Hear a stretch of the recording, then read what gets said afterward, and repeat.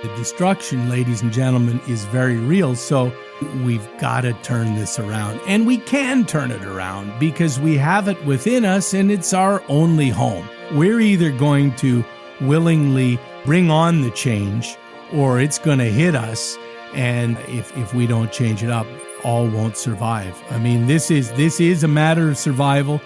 I've chided my colleagues. Many of them continue to write and say by 2100. Ladies and gentlemen, there is no 2100 for humans. The Earth will go on for billions of years. Nature is going to have a major reset because we're doing things that have never happened since the dawning of life, which is incorrigible. But as for our role, we can't continue as business as usual.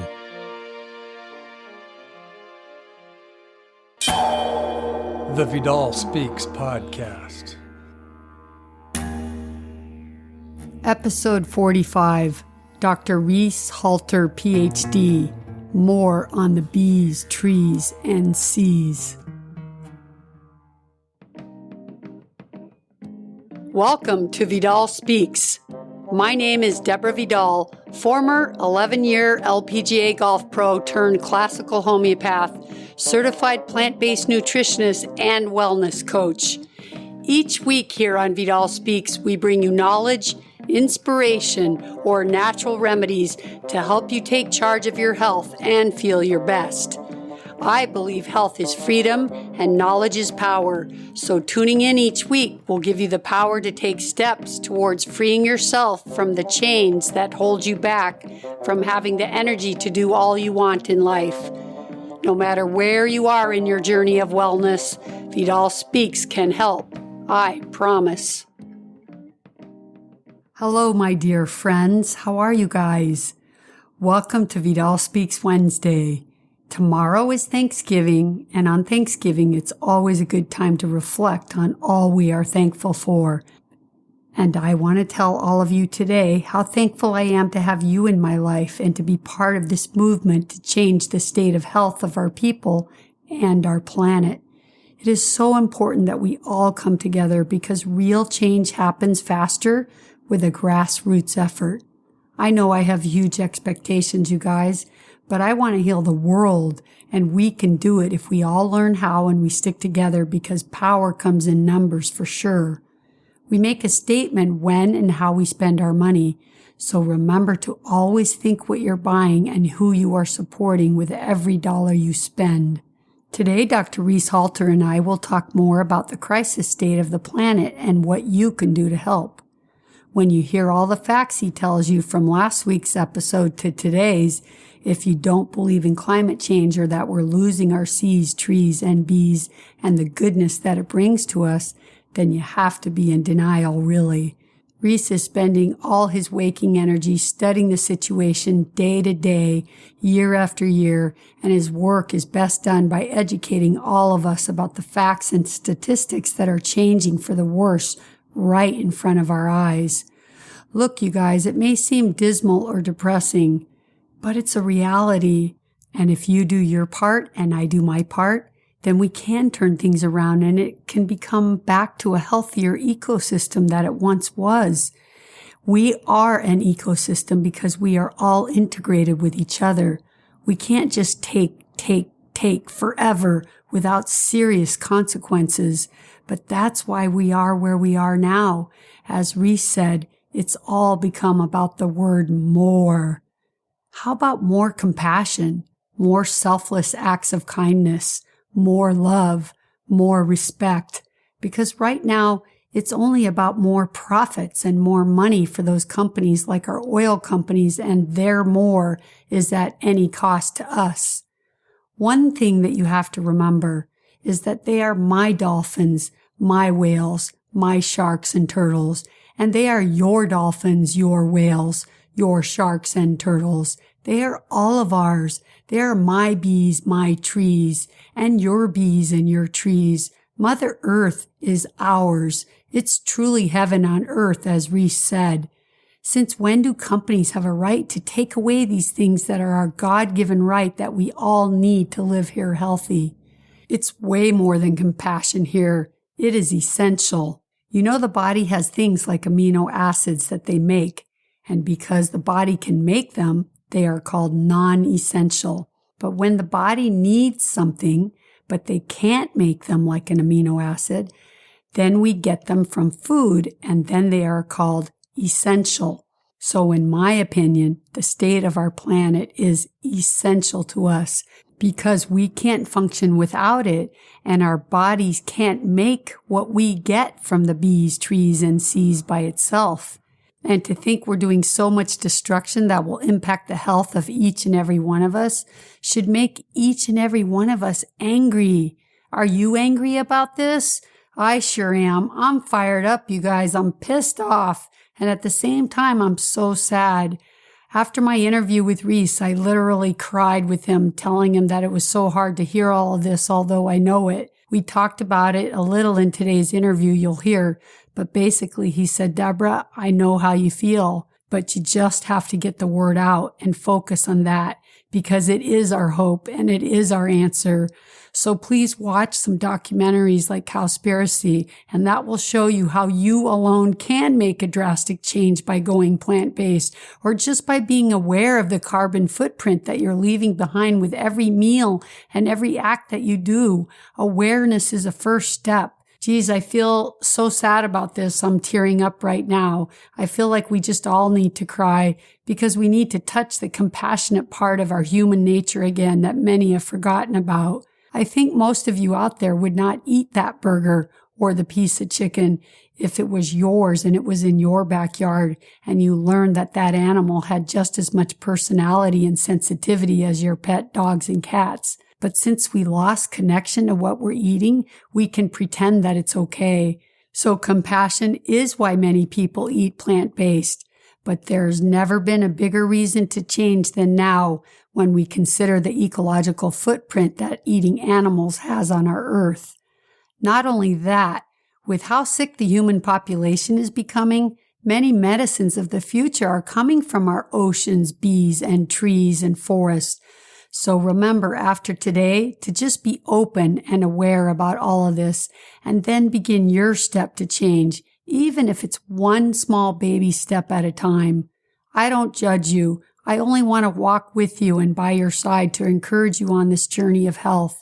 Try it and see how you feel, and then take some action to pick up some plastic from the beach or to help march in support of a good cause and see how good that feels to stand up for what is ours. Okay, let me just take a big sigh now. It's all such heavy stuff. It weighs so heavy on my shoulders and my soul, you guys. I know that my life work is to help people heal themselves and to help heal our planet, and I accept this, but it's sure not easy at times.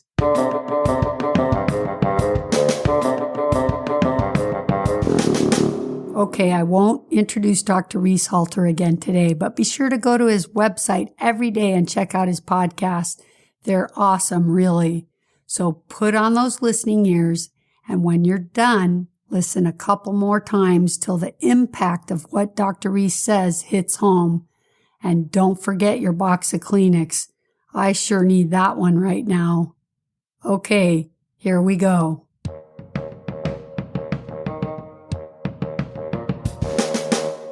So, Reese, let's go back a little bit to the climate. I want to ask you to explain CO2 and nitrous oxide and methane, right? Because aren't these three really... They're the greenhouse gases. And, you know, the challenge is as a scientist. So I trained as a highfalutin scientist, and I'm very proud. I excelled in science. But I spend my life now speaking for the voiceless and being an activist and helping people understand what's going on.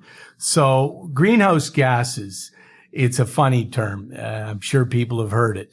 The reason we talk of a greenhouse, think of your car. Think of when you leave your car in the sun on a summer day and you keep your windows sealed and you open your car door and you go, whoa, that's hot. Well, what's happened there is the solar radiation, the sun's energy, which is a long wave, goes through the glass. it warms the upholstery. When it warms the upholstery, it's re-radiated as a short wave, but that short wave of energy can't escape and go through the glass. So your car, like a greenhouse where we grow stuff, gets warmer and warmer. So when we talk of carbon dioxide, which is this colorless, odorless, very important gas, because it's the carbon dioxide in the atmosphere that the plant leaf, it opens its little stomates, its little pores, it grabs the carbon dioxide, lets a little water vapor, that's the trade-off, mixes the carbon dioxide on the leaf's surface with water from the ground, and uses the sun's energy to make food, photosynthate. That's the most important chemical reaction for us, for life on our planet. And the tree or plant makes food, and we often eat that food. So carbon dioxide is there. And as I said earlier, when we burn these fossil fuels, because they came from life, ancient plant life, what we're burning is at an extraordinary rate is the ancient plants, some animals, but predominantly plants that are in a liquid or a solid. And when we burn that, we're releasing the gas, which is a lot of carbon dioxide, which has accumulated. And we have a way of measuring how much carbon dioxide is in the atmosphere. It's now over 401 or 402 particles per million. So we know it's rising, and it has been dramatically. And also the methane and the nitrous oxide. The nitrous oxide is coming from agriculture. A lot of it is animal agriculture. And the methane is also coming from the animal agriculture, from particularly the cattle. Cattle are a ruminant, which means they have 4 chambers, which means they belch to get the food from chamber 1 to 2 to 3 to 4. When they belch, they're releasing methane, C2H4. And that methane is 100 times stronger at trapping heat than carbon dioxide for the first decade. We're also starting to get mega amounts of methane that are coming from the earth that was formerly frozen in the soils at the North Pole. We call that permafrost, permanently frozen soils. Well, they're warming up and thawing, and they're releasing it into the atmosphere. These gases are a huge problem. And one way nature has this worked out is with its forests. The forests at least can absorb a Goliath amount of the carbon dioxide, right? And ancient trees are the greatest carbon dioxide warehouses to exist on our planet. When you see a big tree, for every 1 ton of wood, that tree has sucked 1.5 tons of carbon dioxide out of the atmosphere, and it's given us 1 ton of oxygen. Wow. So we talked earlier, almost 2 out of every 3 breaths of air come from the phytoplankton on the oceans, irrespective of where you live on the globe. The other 1 breath plus comes from our forests, right? These are oxygen-making machines. They're the lungs of our planet.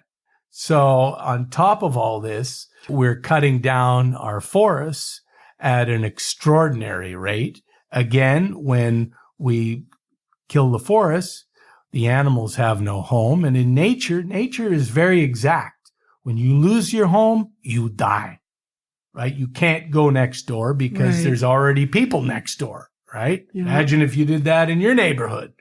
Wouldn't work. And as the earth gets warmer, irrefutably warmer, we're getting heat waves, we're getting droughts, and we're getting firestorms, right? We're having more fires. So the fires are burning our forests.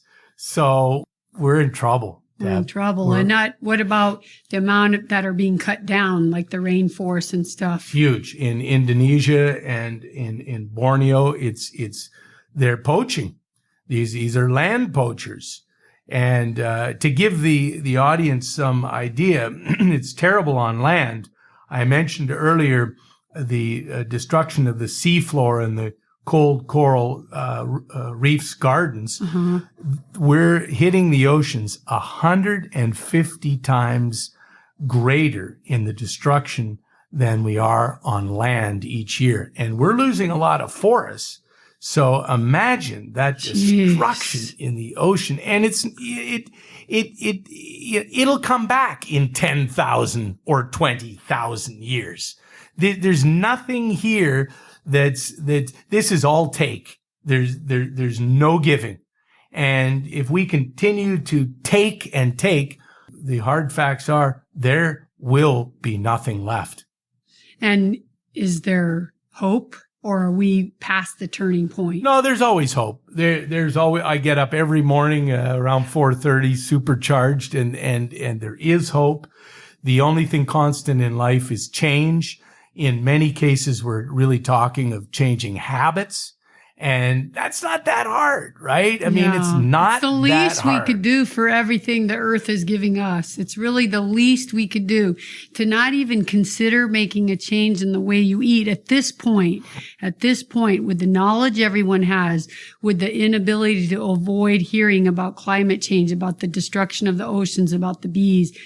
There is no way that you should be able to eat animal products and feel like you're doing an okay thing because it feels okay to you anymore, because our environment is now at the point where it's threatening our own existence. Absolutely. And animal agriculture, we know, contributes over 18% to the climate altering greenhouse gases.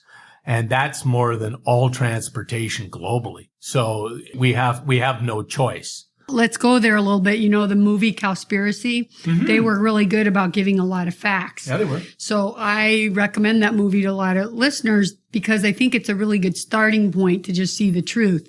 How covered up the destruction is of animal agriculture. It really shows you how they wouldn't get talked to. They wouldn't get the facts, from the real people doing the harm. I read on their site, they have a really nice tab of all these facts.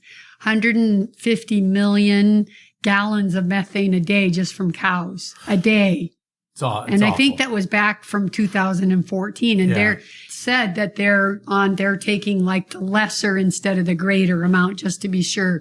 I also read that, not counting fossil fuel, that we will exceed our 565 gigatons. Is that how you say it? Gigatons of CO2 limit by 2030. Not counting fossil fuel. The realities are that in biology and in nature, an increase of 0.1 of a degree is a big deal. An increase of 1 degree is the difference of having an earthquake of 1 or 10.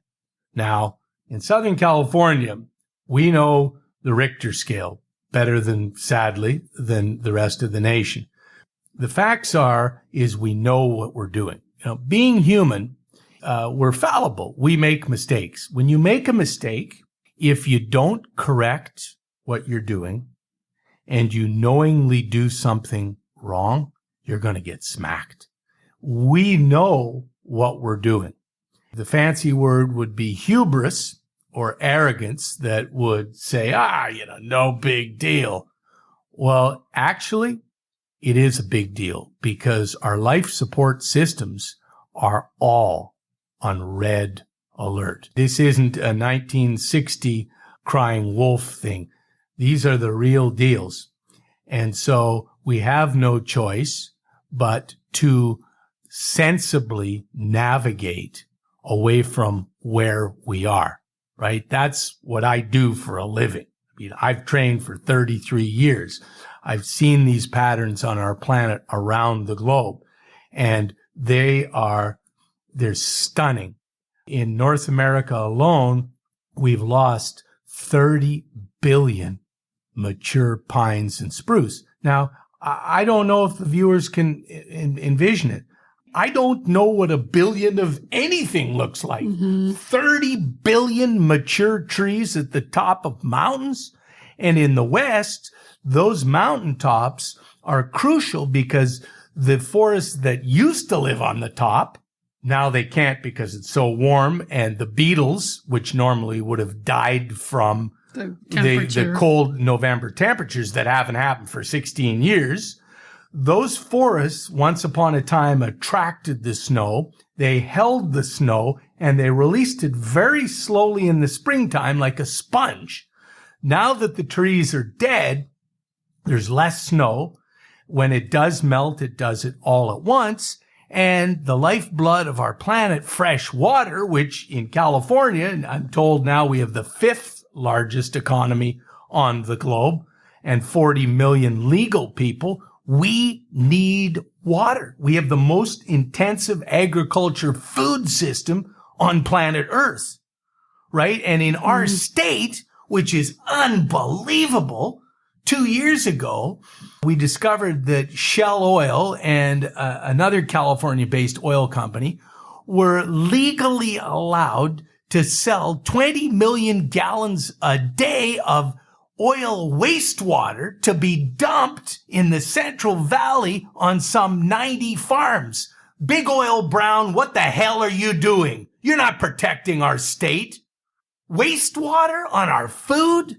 Some organic products, some wine, some tangerines.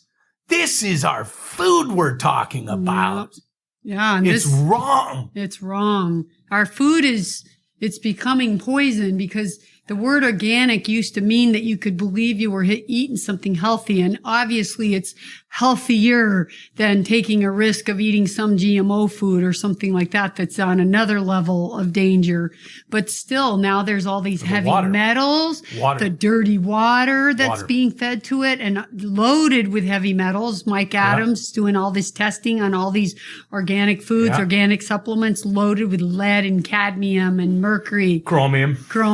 Yeah. It's really scary because it's our food, like you're saying.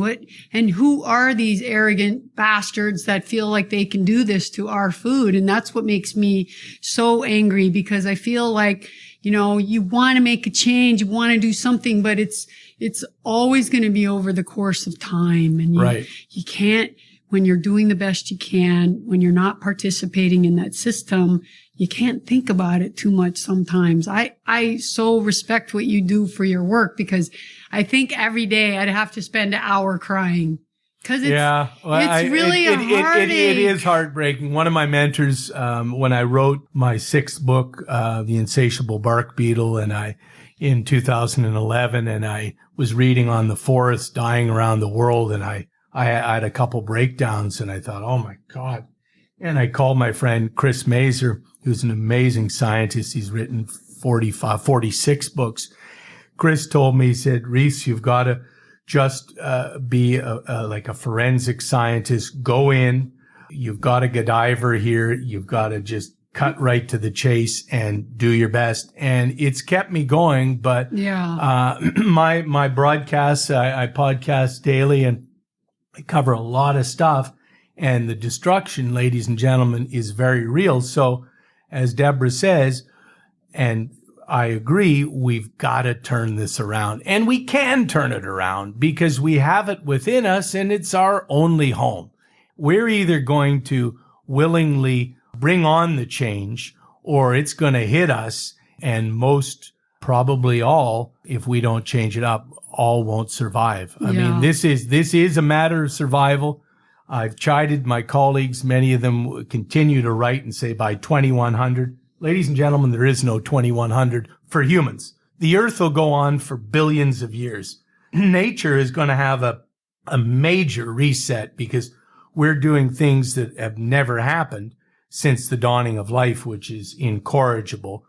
But as for our role, we can't continue as business as usual. No, you just can't. You can't. I want to ask you a question about the nitrous oxide. Is that the same?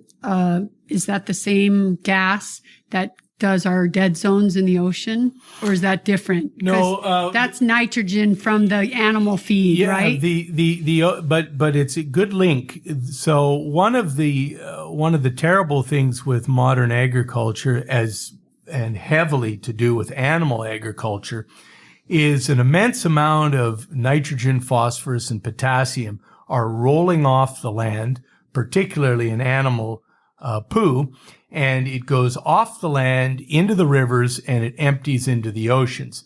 When that nutrient-rich water goes into the oceans, it's so rich with nitrogen, phosphorus, and potassium that the plant life goes, bargain, dude, I'm going to grow. And it grows. But a couple of months later, it dies. And when it dies, it sinks to the bottom and sucks all the oxygen out of that zone. We have over 520 dead zones in our oceans, including the Gulf of Mexico, and they're all expanding, the Gulf of Mexico being the end point of the Mississippi, which is our farming in its entirety through the heartland. But is that because when that all dumps in, they eat so much that it grows too dense and that's why it dies? Or is it nature's way that it would die anyway, but it's just so much of it? There's so much of it. So the plants grow luxuriantly. And then when they run their life cycle, they die. And as a part of the decay, they break down and they need the oxygen. So they're suffocating, basically. They're suffocating they're suffocating the ocean. Right. So I had a broadcast with my friend and colleague Ed Schultz on RT America. I usually broadcast regularly every week. And what we've seen is another thing with the oceans. By 2030, my colleagues from the National Atmospheric Lab in Boulder are predicting that we're going to have huge swaths of dead zones, oxygen lacking zones in the Pacific around Hawaii and around the West Coast starting by 2030. This is because of the climate in crisis. I think, ladies and gentlemen, the important thing is that scientists, we're mostly geeks. We keep to ourselves. Unlike me, I cry wolf every day and for good reason. Yeah. But my colleagues don't make statements for the sake of making statements. I mean, when the National Atmospheric Lab says we're going to have huge swaths of the Pacific Ocean, the biggest ocean on the planet, that are going to be minus oxygen by 2030, they're not fooling around and they're not crying wolf because they can. They're crying wolf because this is the real deal. Right. So I'm just thinking here, like, what is the one thing you were speaking of animal agriculture being such a horrible destruction to this because of the methane gas. And now also this nitrogen filling our oceans and creating these dead zones. So even if somebody just did a plant-based diet 3 times a week or something like that. Oh, yeah. How does that translate to helping the problem? Huge, enormous, ginormous. First of all, we encourage everybody to switch to a plant-based diet because it's easy, it's healthy, it's water smart, and it's compassionate. And it's the single biggest way we can all fight the climate in crisis because, as I said earlier, animal agriculture contributes over 18% to the climate-altering greenhouse gases. That's more than all transportation globally. But the second part of that is it's so easy. Even if you live in an apartment, get yourself some pots and begin to grow herbs, begin to grow tomatoes, begin to grow peppers. If you have children, it's the biggest bargain in the whole wide world because it's a great segue into, oh, there's a bee. Bees are so cool. Yeah. And let me tell you why. And you show a child a bee and you show them the plant and then 6 weeks later they're eating. And we encourage all homeowners to have at least one, but a couple fruit and or nut bearing trees, and you get your food. You take your food security back.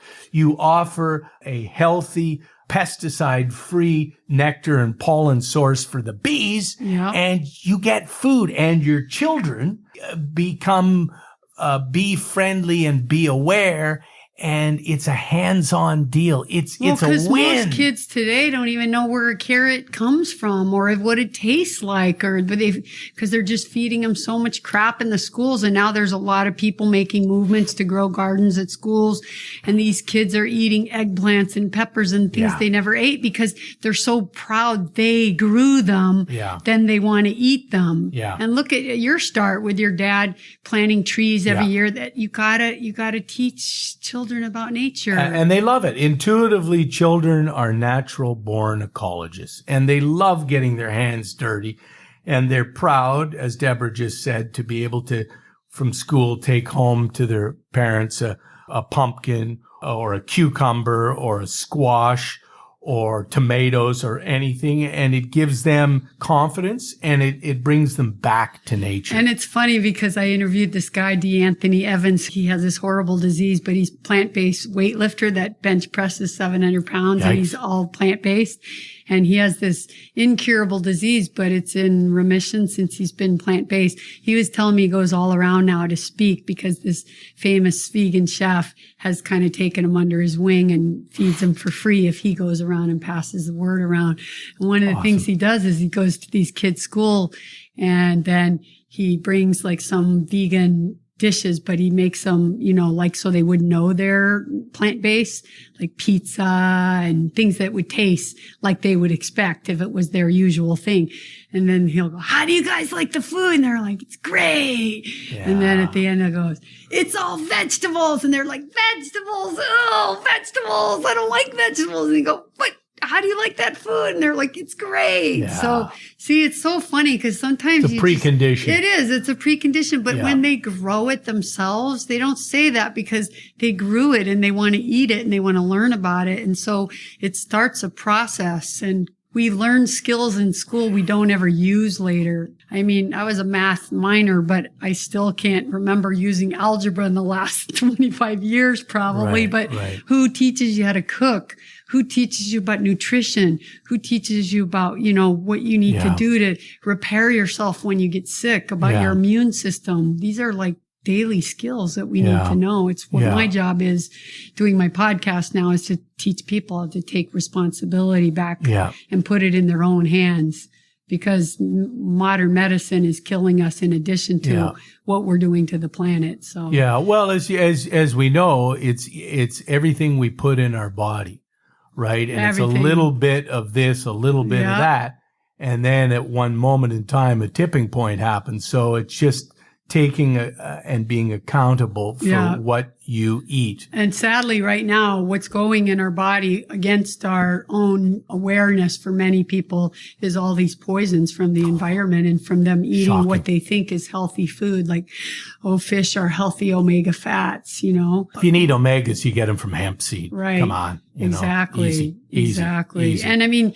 you're eating the fish who ate the plankton. You can buy vegan omega-3 from getting, so it's just crazy. We eat a cow to get the nutrients from the grass the cow ate. And the reality of animal agriculture on top of the climate altering greenhouse gases, we've run out of land. Yeah, we've run out of land to grow. 30% of all the land base on Earth is allocated to feeding animals so that they can feed people. We, A, run out of land. B, the climate in crisis is making water very scarce. Yeah. And we don't have the water to grow the plants to feed the animals to then feed the people. It's a cycle that is a non-starter and is going to run dry. Yeah, I've heard that animal agriculture is 80%. It uses between growing the grains to feed them and the feeding of the water to the animals is 80% of our water supply. I mean, that's scary just from animal agriculture. That's why I think for my listeners, the first step would be sometimes people need baby steps and they say, I can't do vegan overnight. No, but you could do it. I used to tell my patients, can you do vegan Fridays? Veggie Mondays, whatever. Start one day a week. Learn one new vegan recipe every, and plant-based sometimes is a better word because sometimes people I use plant-based. Yeah, because people think all vegans are preachy, and that's not necessarily the case. I happened to become a vegan when I was a kid because I loved animals, but I understand that most people might not be there. But one thing I have learned from the people that have turned to plant-based, not because of animals, that eventually they become conscious. Sure. It becomes a secondary path of them eating plant-based for a while. They start getting the idea of it. So I'm not someone that likes to judge other people. I just want to save our planet. Compassion. And I feel so sad. You know, I drive on the highway and I'll see this truck filled with chickens in the thing or cattle, and breaks my heart. I know it just kills me.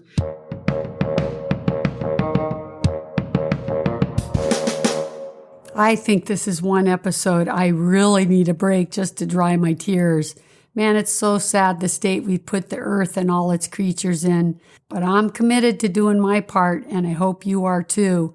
So by now, I assume you need a big healthy drink. And while you go get that drink, I'm going to ask you to please make a donation to help support the Vidal Speaks podcast. Whatever you can afford is so appreciated. And I will keep my promise that any donation made this week, I will give 50% to Dr. Reese to support his work. And lastly, I just want to thank you and remind you that if you've not done so, to use that Amazon banner from the Vidal Speaks website when you buy anything from Amazon. It's such a great way to support the show because you get to buy what you wanted, and then they send a small commission to the show, which is really important to me. So thank you so much, everyone.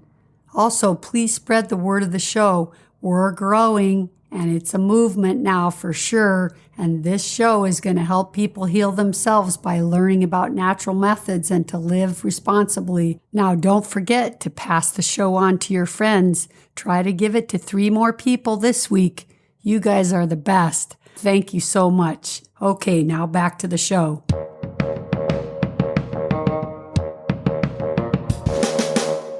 So let me tell you before I go how cool bees are. Yeah, you know, I want to hear. Bees and people share so many similarities. We like to fly. The bees like to fly. We like to dance. The bees like to dance. And it turns out the honeybees, that's how they communicate, is in the dance. We like to sleep. Honeybees like to sleep. As a matter of fact, if a honeybee doesn't get 8 hours of sleep, it gets depressed. People get depressed. Honeybees get depressed. Some honeybees are thrill seekers. Some people are thrill seekers. The most astounding thing, I think, is that honeybees vote. When they have to move the old queen, the scout bees look for half a dozen or more sites to move her and half the colony, about 50,000 other bees, in that big bee ball, if you've ever seen one of those floating around.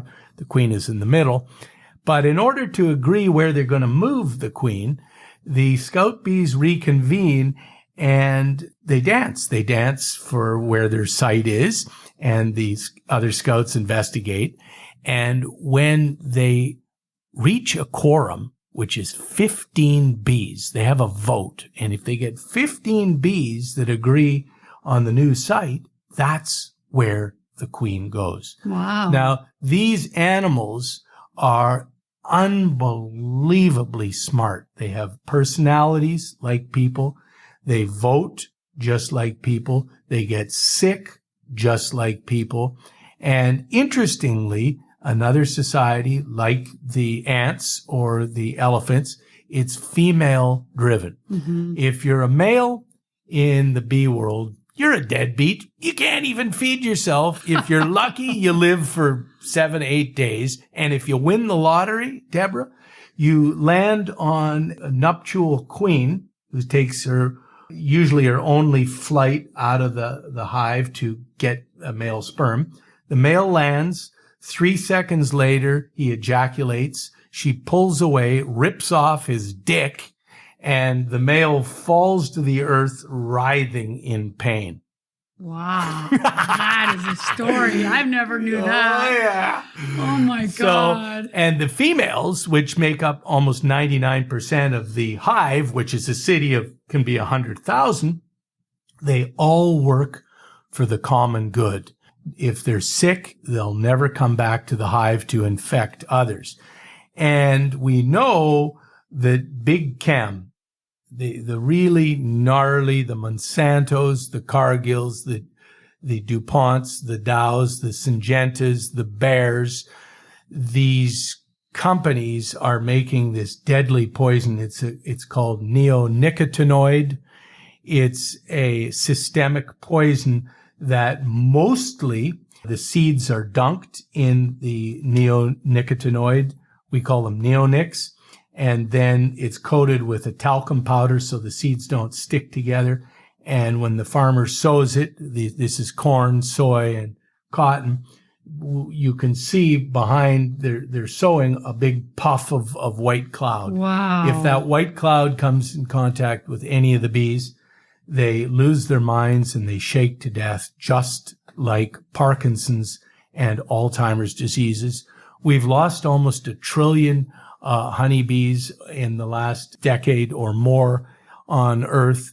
These neonicotinoids are evil because not only do they kill the bees, and you might say, well, Dr. Reese, the bees, if they're in corn or soy, those are wind pollinated. Bees aren't involved in wind pollinated. And you're right by saying that. But modern agriculture is mono. So there are fields of all one. Let's say they're blueberries or strawberries. They plunk the beehive, the pollinator box, the hive down in the field. The bees, just like us, love a smorgasbord. They love to eat lots of different foods. So when they do their business in the field, in the blueberry field, for instance, then they go, wonder what's next door. I'd like to have a little snack. And next door in America is corn or soy. And they get into the flowers. The 411 on the bees is the bees take the nectar, and it's a sweet substance and dehydrate it, and that turns into honey, their only food source. And they take the pollen. They do take some pollen home. Inadvertently, they're like puff balls, electrostatic balls, and they rub up against the female anther, and they actually inadvertently move the pollen, or what we call cross-pollinate, when they're maneuvering around to get it, lapping at the nectar. But they take some pollen home because they feed the pollen and honey to the larvae, the young, to build brains and strong autoimmune systems. When they come in contact with the corn and soy that are laced with the neonics, they die. And that's shocking, but the story is far from over there. The plant, the corn flower and the soy flower, when they die and dry up, they fall to the earth, and they introduce the poison, the neonics, into the soils. It kills all the soil life, and so the little songbird and meadow bird that eats the little wriggly worm or the beetle in the soil, well, there's no worms or beetles there, so the songbird and meadow bird numbers have been going down. And then the goshawk that eats the songbird or the meadow bird, well, they don't have any food and their numbers are coming down. And they kill the soil for up to 10 years.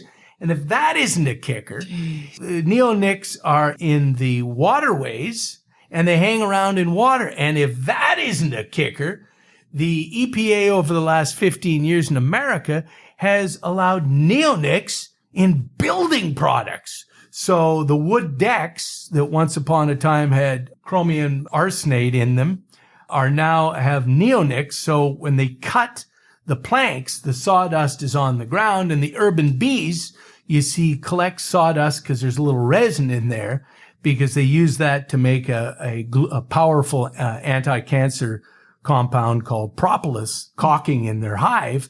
And they get the poison there, or they get it in the caulkings and the glues that are now used in building sites, and on the siding of the polyvinyl, another petroleum-based product, of homes.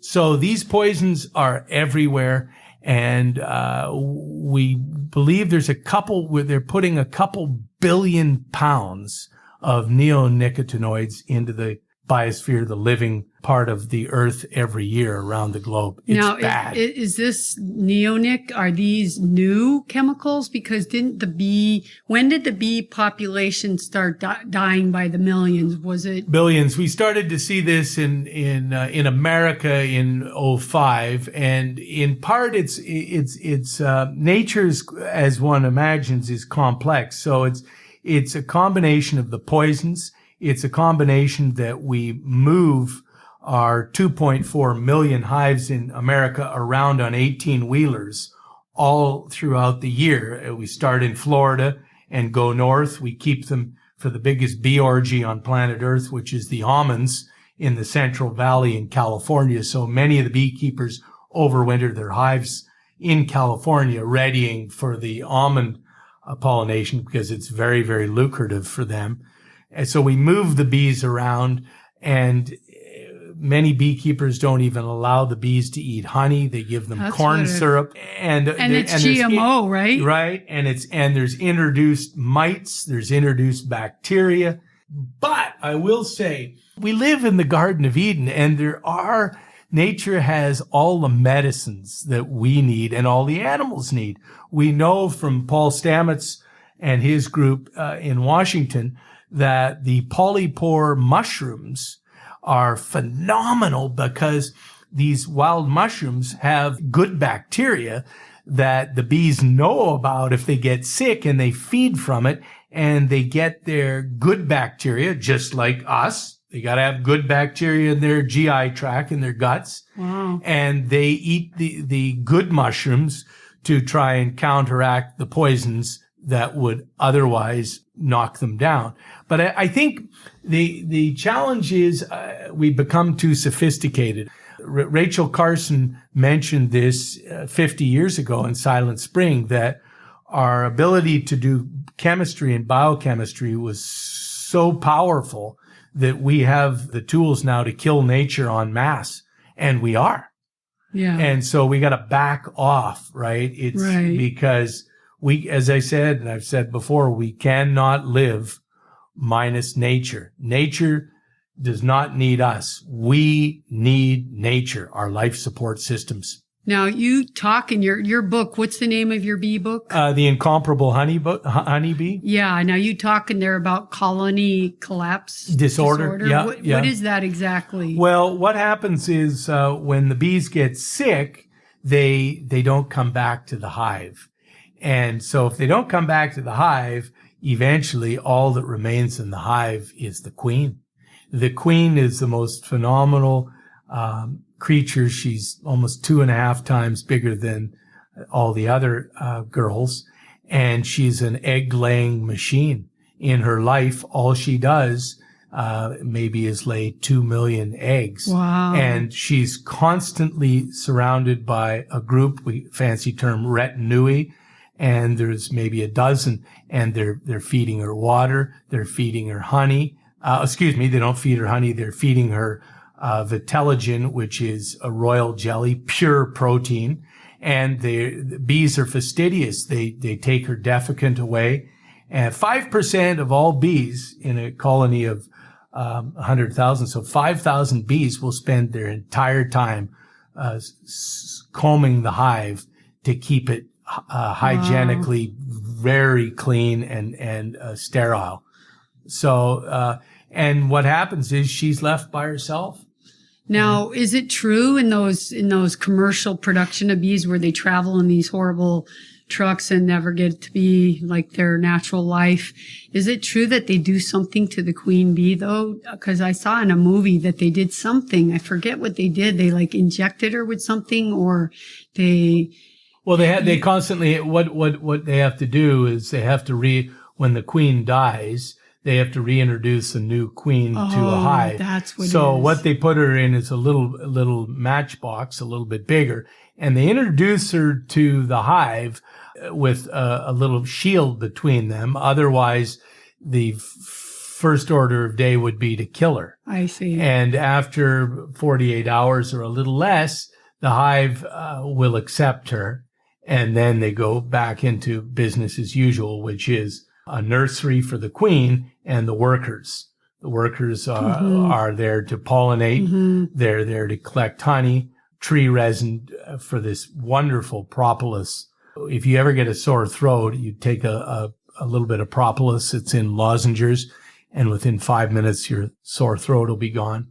And they also collect water. So they're doing all this run. I mean, when you think about 100,000 of anything, Jeez. A bee population can change their entire factory in a matter of 15 minutes.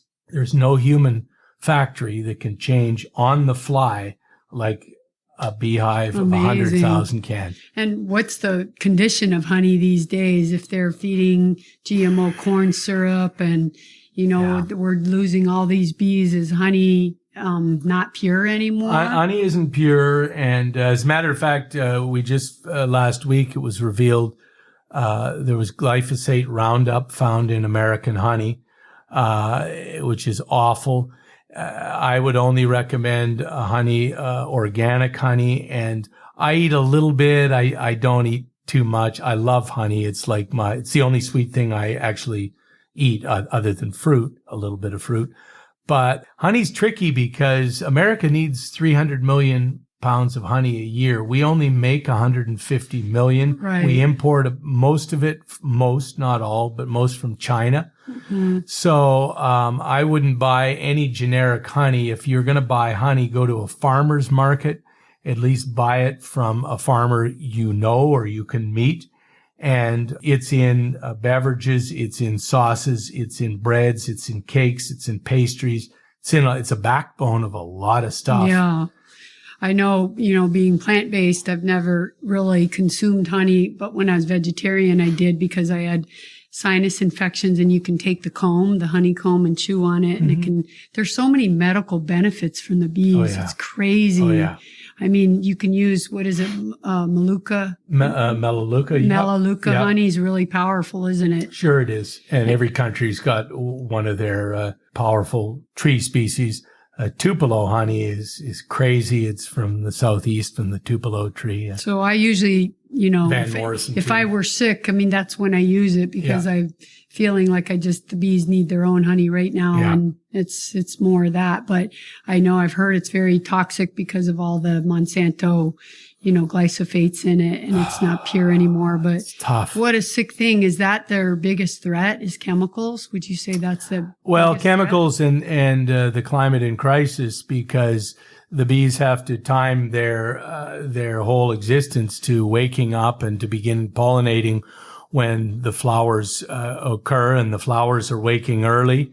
And some of the honeys are turning a lighter color because tree species have already flowered. Mm-hmm. And the tulip trees in the Northeast are flowering early. And so the bees, which makes a golden amber color honey, and the bees are now churning more of a honey locust clear honey. So everything is changing. And again, all of these are litmus indicators that nature and life around us is suffering from what we're doing. And we must change up because we can't live without the bees, the trees, or the seas. And it makes me thinking right now with the Zika virus, and they're spraying Miami and New York and Texas, that's got to be affecting all their bee populations. It is. We right? had bees in South Carolina, hives that dropped dead.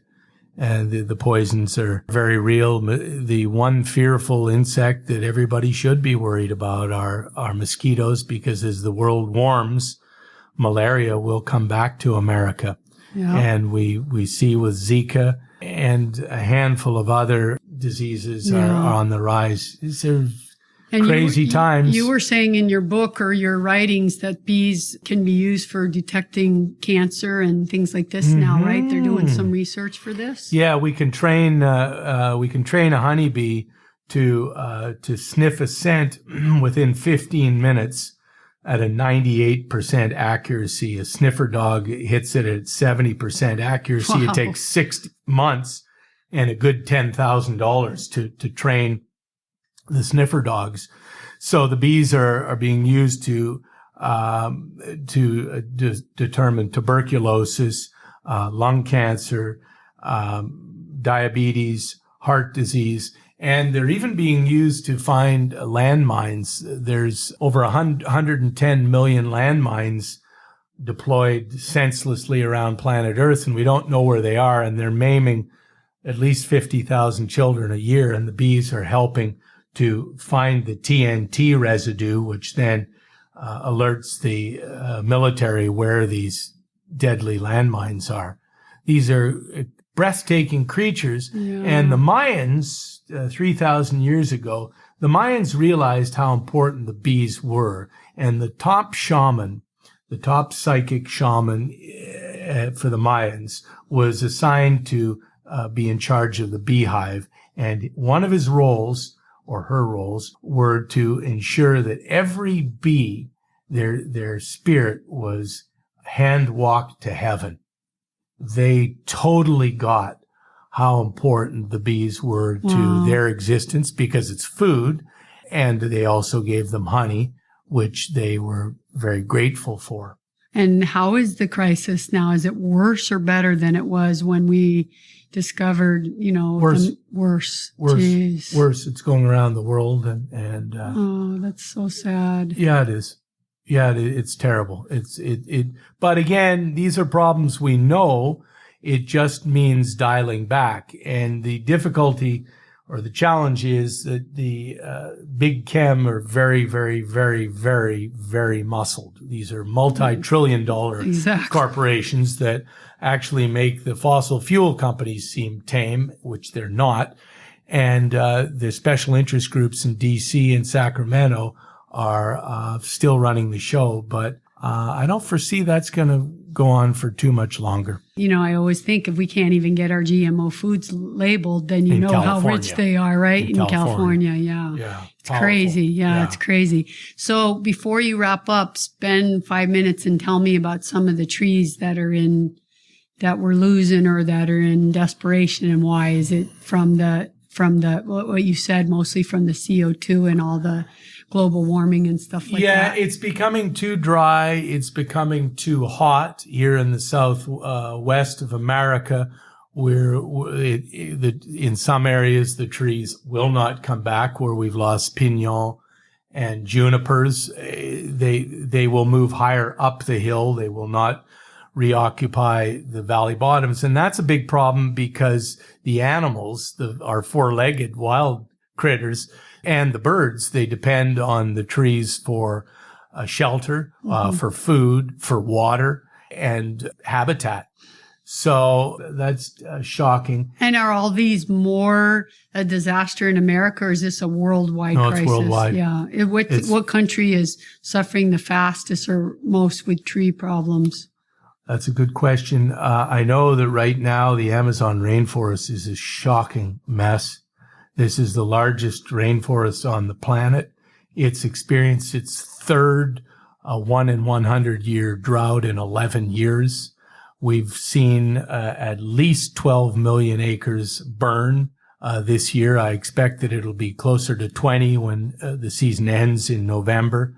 These forests are home to 1 in 10 of all known living life on the planet. They're incredible rain-making machines, which rain every day and also create a white cloud that reflects incoming solar radiation, much like the ice cover at both poles. That's how I was just thinking. And we're losing them when the forests burn or die from drought. There's no more clouds, and then the land heats up. It's an epic disaster. It's terrible in Borneo and Indonesia. They have some of the highest rates of deforestation in the world for palm oil. Palm oil is in almost everything from soaps to pet foods to people foods to shampoos to everything. Yeah. And it's really, to the point it's killing our orangutans. Yeah. Their homes are gone. And so that's hard. The Congo in Africa is the second biggest rainforest, tropical rainforest. It's in a hard way.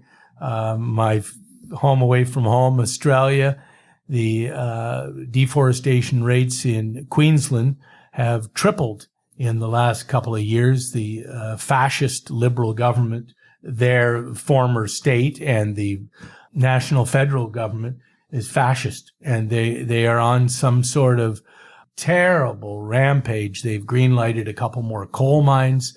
They're entertaining BP drilling in the Great Australian Bight into waters that are rougher, deeper, and more remote than the Deepwater Horizon debacle, where I spent time in 2010 with MSNBC trying to commentate and make sense of all of the carnage There's a certain mentality of a business as usual that Earth can't support it. And I would say that we're starting to see her fight back. We've seen there's a new disease in the ohi trees on the Big Island of Hawaii, where we're missing 50,000 acres. It's just started 5 years ago, 6 years ago, and the trees are dying there. So our planet's sick, right? Our nature is sick, and she's showing us.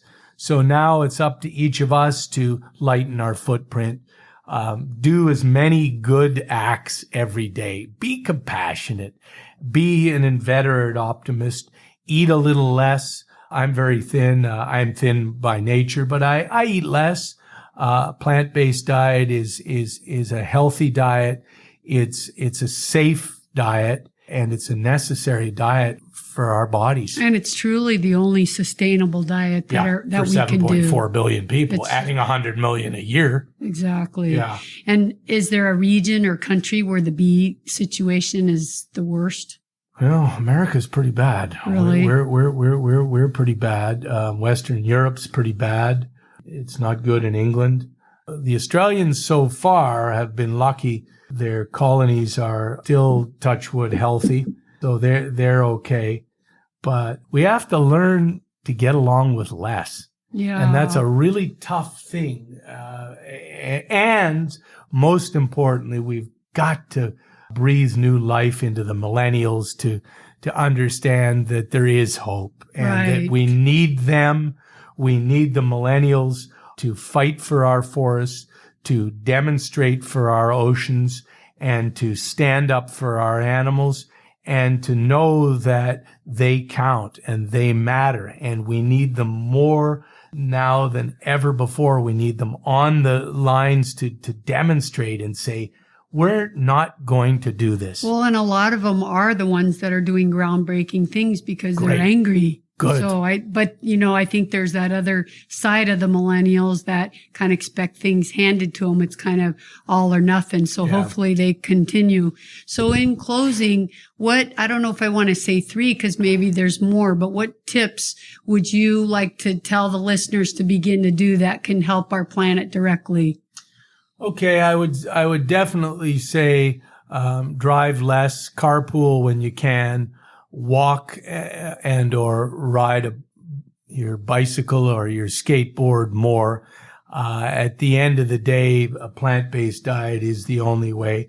And lastly, I would say walk barefooted more and have more picnics in special places, whether it's on a beach or in a meadow. If you go on the beach, please pick up 3 pieces of plastic. Every Saturday, we have a movement, #Saturday Plastic Patrol, where kids and adults and seniors are picking up 3 pieces of plastic, taking a picture and posting on Facebook, Twitter, Snapchat, Instagram with #Saturday Plastic Patrol. And great. People are starting to respond and know that all the little good things, they add up. They do. Yeah. And sometimes it's only a few little good things by every person, but with this many people in the world, we can make a change. Major. Refuse plastics.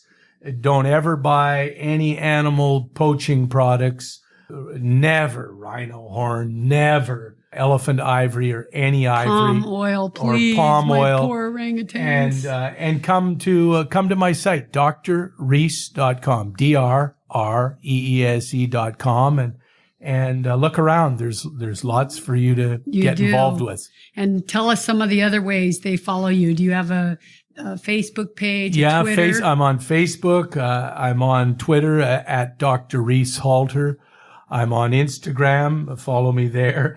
And you'll see me at demonstrations and demonstrate more. I think that we all can sign online petitions, but physically getting with other people for any cause is a good thing. And start your own cause, right? It's easy. So great, Reese. I'm always so inspired when I do Thank my you. interviews because it's always like people like you that are changing the world or helping other people. And it's honestly why I stopped my practice because I feel so compelled to make a bigger difference. You know, Awesome. I can see 5 patients a day and hopefully I'll have 1 million listeners. Yeah. You know what I mean? are. One day. Yes, you will. Yes, you what, will. That's what yes, changes, you will. educate people. Yep. So thanks and come back and let's talk more another time. You betcha. Thanks, Thank baby. you.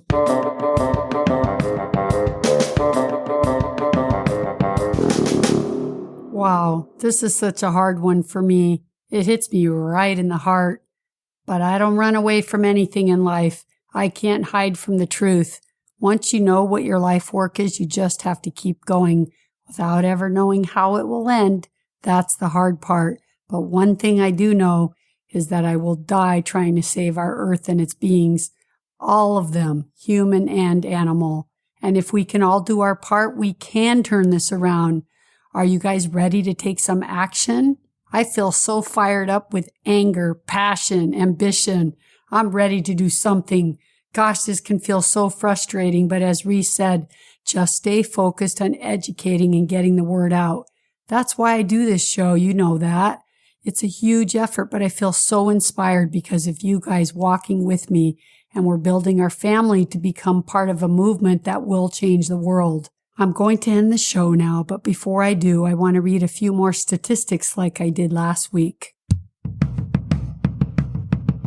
Livestock and their byproducts account for at least 32,000 million tons of carbon dioxide per year, or 51% of all worldwide greenhouse gas emissions.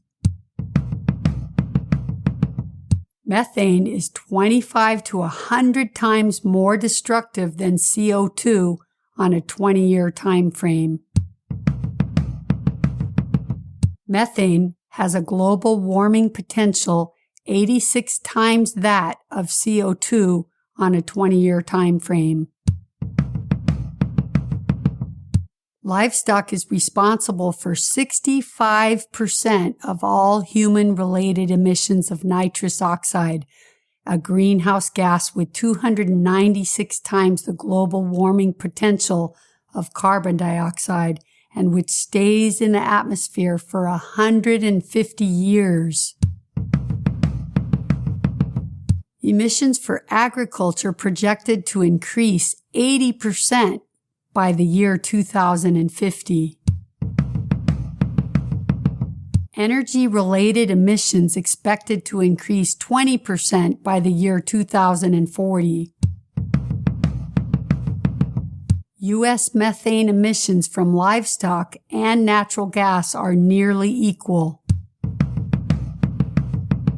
Cows produce 150 billion gallons of methane per day. Reducing methane emissions would create tangible benefits almost immediately. Fracking water use ranges from 70 to 140 billion gallons annually. Animal agriculture water consumption ranges from 34 to 76 trillion gallons annually. Agriculture is responsible for 80 to 90% of U.S. water consumption.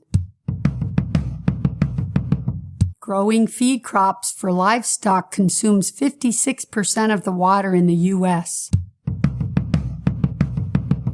Californians use 1,500 gallons of water per person per day. Close to half is associated with meat and dairy products. And lastly, since it's Thanksgiving tomorrow, I thought this one is fitting. Did you know that 300 million turkeys are killed in the U.S. alone just for Thanksgiving? Think about that one. Well, I won't be contributing to that statistic. As a matter of fact, Lloyd and I are having Reese and another friend, Maggie, over so we can feast on our delicious Thanksgiving meal that has not harmed any being, and I can tell you it will be delicious. So, my friends, I hope each and every one of you have a wonderful Thanksgiving and that you can think of many things to be thankful for. But one thing is for sure, it is because of you that my show can grow, and the movement to help those help themselves back to health can become a success. It is because of you that we can turn around the crisis of our animals, bees, trees, and seas. So thank you from the bottom of my heart. I'm also thankful for people like Reese, who spends his life educating, marching, and saving every single beauty in nature. His voice is the voice of so much wisdom. Thank you, Reese. I'm so grateful for you. And I'm also thankful for so many other blessings. Lloyd, my family, my dad still being around, Ellen, my dear friend and my soul sister, my good family, my many other good friends, and all my new friends that I met through doing this show. I'm truly grateful and I feel so touched. Thank you all. Okay, you guys, you know what time it is, right? It's time to say goodbye. I hope you enjoyed the show today, my podcast family. Vidal has spoken. Remember, you heal with a plant-powered diet, homeopathy, and detoxing, of course. Peace. Be healthy. Be free. Live life.